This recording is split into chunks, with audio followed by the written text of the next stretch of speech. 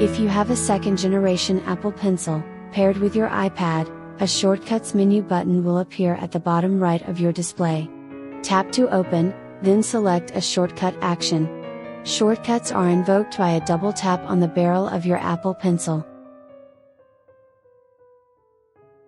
A duplicate menu also appears in the Action menu under Apple Pencil shortcuts.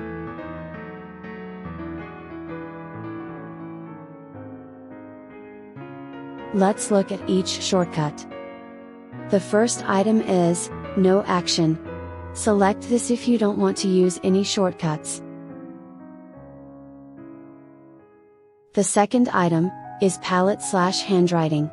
This turns handwriting mode on and off. The third item is Play Edited Measure. Invoking this, plays the last measure you edited, a very convenient feedback tool while working. The fourth item is Undo. This reverses the last edit you have performed. The fifth item is Render Handwriting. If you have some unrendered scribbles in a measure, this will immediately invoke the handwriting recognition engine.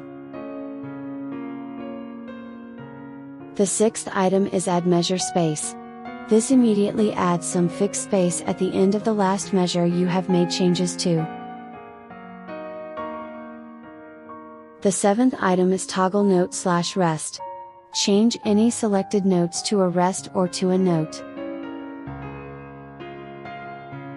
And the last item is Toggle from Voice 1 to Voice 2 and back.